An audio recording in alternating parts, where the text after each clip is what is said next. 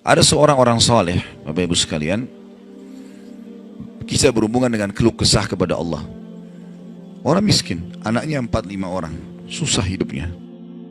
Kisah dulu, kisah klasik. Dia lagi duduk, istrinya hidangkan makan, makan pas-pasan antara dia, istri sama anak-anaknya 5 ini. Orang miskin, susah hidupnya.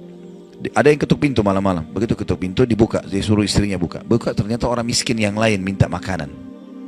Orang miskin yang lain minta makanan. Maka istrinya lihat ke suaminya, apa perintahnya nih? Suaminya bilang kasih aja. Semuanya dikasih, karena kalau dibagi dua nggak cukup. Orang miskin tuh bawa anaknya banyak, nggak cukup makanan. Lalu kemudian istrinya sama suaminya, suami istri orang beriman kepada Allah, tahu, ya sudah sabar. Tapi subhanallah, beberapa saat kemudian, kalau kita beberapa jam kemudian lah, menjelang malam hari, lebih gelap ya, sudah mulai masuk pertengahan malam, jam 12 malam, mereka kelaparan semua. Istrinya bilang, anak-anaknya nangis, saya lapar, kamu juga lapar, anak-anak lapar, bagaimana? Kata suaminya, tenanglah, saya akan coba cari jalan keluar, minta kepada Allah. Istrinya nggak paham suaminya mau kemana. Dia pakai bajunya, baju keluar, kemudian dia keluar pergi ke masjid dekat rumahnya. Malam hari, jam 2 malam gitu. Dia keluar, dia masuk di masjid, lalu dia sholat tahajud. Dan ini sifat orang beriman. Berkeluh kesah sama Allah itu jangan cuma hal yang besar, dari hal yang kecil. Manja sama Allah itu baik. Ngeluh terus, minta terus sama Allah. Allah suka hambanya yang tamak dengan rahmat Allah. Tamak dengan rahmat Allah. Sudah sehat, minta ditambah kesehatan. Sudah kaya, minta ditambah kekayaan. Selalu minta tamak dengan rahmat Allah. Dan sudah pernah saya bilang, meminta sesuatu agar nikmat ditambah atau bertahan, itu adalah pahala lebih besar daripada kalau cobaan sudah datang baru kita minta diangkat cobaan tersebut. Kita sehat, minta agar Allah pertahankan kesehatan, itu lebih besar pahalanya dibandingkan nanti sakit baru minta disembuhkan. Jadi tamak dengan rahmat Allah itu penting. Kalau bahasa saya sebenarnya bermanja-manja sama Allah. Selalu ya Allah bantu, ya Allah tolong, ya Allah mudahkan, ya Allah terus hidupnya. Kalimatnya selalu begitu. Orang ini masuk ke dalam masjid, dia sholat malam lalu dia minta sama Allah, doanya begitu, ya Allah engkau tahu aku kelaparan dengan istriku dan anakku malam ini, maka berilah kami makan. Minta makan sama Allah ya. Maka yang terjadi dalam kisah ini dikatakan ada seorang raja, pemimpin wilayah itu, sudah 1 minggu mau taubat. Sudah seminggu mau taubat. Dia tidak tahu harus kemana. Pada malam itu, di mana orang soleh yang miskin ini sedang ibadah, minta tolong kepada Allah dikasih makan. Raja ini gelisah, dia keluar lalu dia bawa 1 kantong uang emasnya. Dia bawa juga sekantong makanan yang terbaik yang dia punya di istananya. Kemudian dia bilang, ya Allah sebagai bentuk taubatku kepadamu, saya akan berikan ini kepada hambamu yang engkau tunjuk ya. Lalu kemudian sebagai bentuk juga, saya tidak memilih kecuali engkau yang memilih Allah, saya tidak akan pegang tali kekangan kuda ini, saya biarkan dia jalan kemana. Akhirnya orang raja ini naik di atas kudanya, dia bawa itu kemudian jalan kudanya, kudanya mampir di masjid yang ada orang soleh itu.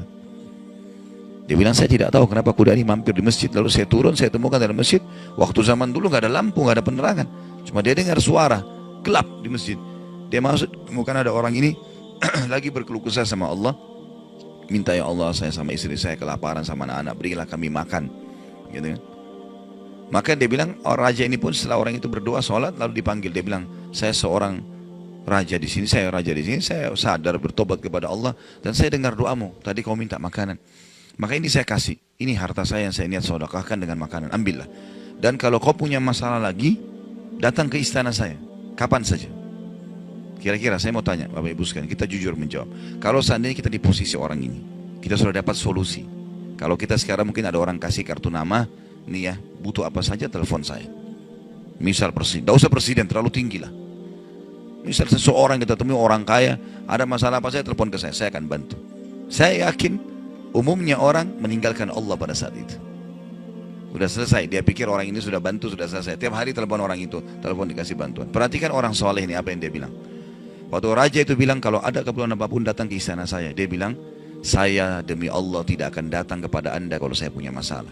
Tapi saya akan datang kepada Allah, Tuhan saya dan Tuhan anda, yang telah mengutus anda datang kepada saya malam ini membawa makanan. Justru kalau ada sudah solusi dari Allah, makin dekat sama Allah. Jangan sudah dikasih lupa ini. Ini poin penting bagaimana kita jaga berkeluh kesah kepada Allah. Jadi jangan berpikir Bapak Ibu sekalian, masa sih saya bisa sembuh hanya karena saya sujud? Masa sih saya bisa mendapatkan keturunan hanya karena saya sujud? Ini kesalahan ini. Justru harus kita fahami kalau itu bisa. Dan Allah punya cara. Setiap jawaban Allah kalau datang itu sesuai dengan sistem atau sunnatullah yang telah Allah ciptakan di alam kita ini. Misal saya berkeluh kesah, ya Allah sendal saya putus, gantikanlah. Sahabat begitu ya. Para sahabat Nabi itu kalau sendalnya putus, ya Allah sendal saya putus, gantikanlah. Allah nggak lemparin sendal dari langit. Nggak mungkin. Tapi apa yang terjadi? Allah gerakkan sesuai dengan sistem yang ada. Allah buat ada orang lain melihat kita kesian dikasih sendal, atau dia dapat duit dia bisa beli sendal. Jawabannya Allah begitu, dalam bentuk sinyal datangnya. Jadi harus peka menangkap itu. Kemudian selanjutnya, tentu juga yang ini tadi contoh kisah orang yang berkeluh kesah kalau berhubungan dengan cobaan dari Allah ya. Dia tidak keluh kesah kecuali kepada Allah. Sekarang kita masuk ke contoh kalau cobaan dari manusia. Tadi saya bilang orang digunjing, orang dihina, orang difitnah segala macam. Dia tidak balas kebodohan dengan kebodohan. Jangan pelanggaran dengan pelanggaran. Pasangannya selingkuh, dia juga selingkuh. Dua-dua dosa. Dua-dua dihukum sama Allah. Tidak ada urusan sama kita itu. Tidak ada urusan sama kita. Ya. Maka kisahnya seperti misalnya Abdullah bin Abbas radhiyallahu anhu pernah lagi jalan, dicaci maki oleh seseorang tanpa sebab ini. Datang tiba-tiba caci maki dia. Ibnu Abbas dengarin saja apa yang disampaikan orang itu. Sudah selesai kata Ibnu Abbas, sudah selesai. Dia bilang iya, orang ini kebetulan lihat Ibnu Abbas pakai jubah baru. Ini kamu itu mentang-mentang sahabat Nabi, kamu itu pakai jubah mahal-mahal segala macam. Hasud, orang hasud gitu. Tiba-tiba bayangin kalau kita lagi naik di mobil, orang ketuk kaca. Kamu kenapa pakai mobil baru? Kamu kenapa? Apa urusannya sama orang ini gitu? Mungkin kita marah-marah sama orang ini. Ibnu Abbas diam, didengarin semua, sudah selesai. Karena tidak mungkin tergerak orang ini mengucapkan sesuatu kecuali memang ada sebabnya. Ya biarin, sudah selesai kamu sudah. Baik, dibuka jubahnya, ini ambil hadiah buat kamu. Sampai orang itu malu. Sudah caci maki dikasih hadiah lagi. Dan yang dia sorotin ini adalah jubahnya Ibnu Abbas. Sampai akhirnya menjadi muridnya Ibnu Abbas. Nah, bisa nggak kira-kira kalau orang ketuk kaca mobil, kenapa pakai mobil baru? Ambil deh mobilnya.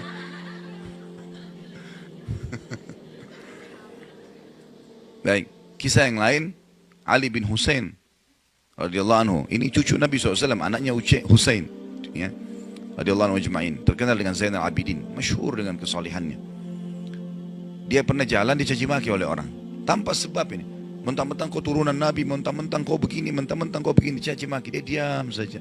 Dia nggak bicara banyak. Didengarin. Orang-orang sekitarnya sudah marah nih. Tapi karena dia diam, orang diam semuanya.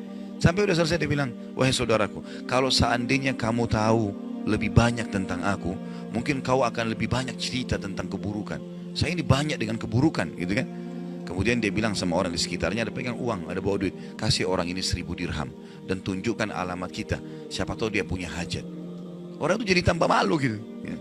Karena perilaku akhlak yang mulia, dan ini yang Islam ajarkan kepada kita. Pada saat kita kepancing emosi, kontrol, tenang, jangan dibalas. Gak ada gunanya itu, gak ada manfaatnya. Hanya akan merusak kejiwaan kita. Kata-kata jadi kasar, hidup kita jadi tidak tenang. Ya. Tapi kalau kita gunakan teori syar'i ini, kita akan tenang. Tetap bisa makan, tetap bisa tidur, tetap bisa segala-galanya.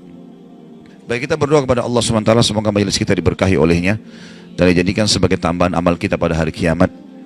Dan semoga saja seluruh amal yang pernah kita kerjakan, yang akan kita kerjakan sampai ajal menjelang datang, diterima dengan kemahamurahannya. Dan semoga semua dosa yang pernah kita kerjakan sekecil sampai sebesar apapun diganti dengan kemahamurahan Sang Pencipta menjadi pahala. Dan kita mendoakan Indonesia untuk selalu makmur, damai, tentram, dan seluruh muslimin bersatu di bawah bendera tauhid la ilaha illallah Muhammad Rasulullah, kembali dalam segala ibadah mereka kepada Al-Quran dan Sunnah. Dan semoga Allah juga memberikan pemimpin-pemimpin yang muslim, yang adil, kembali kepada Al-Quran dan Sunnah. Dan juga semoga Indonesia menjadi contoh bagi negara-negara yang lain. Dan kita selalu mendoakan saudara kita di Palestina, di Syria, di Yaman, di Irak, di Myanmar, di Ahsa, dimanapun mereka berada yang sudah tertindas. Semoga Allah ikhlaskan niat mereka, terima para syuhada mereka, mulakan Islam di tangan mereka dan tangan kita semua. Dan semoga Allah partisipasikan kita bersama mereka di pahala, baik dengan doa, dengan harta, dan juga dengan jiwa kita. Dan semoga Allah dengan kemahamurahannya menyatukan kita semua di surga firdausnya tanpa hisab, sebagaimana yang kita di majelis ilmu yang mulia ini. Allahu a'lam. Ini mungkin yang kita sampaikan, mudah-mudahan bermanfaat. Subhanakallahumma bihamdika asyhadu an la ilaha illa anta astaghfiruka wa atubu ilaik. Wassalamualaikum warahmatullahi wabarakatuh.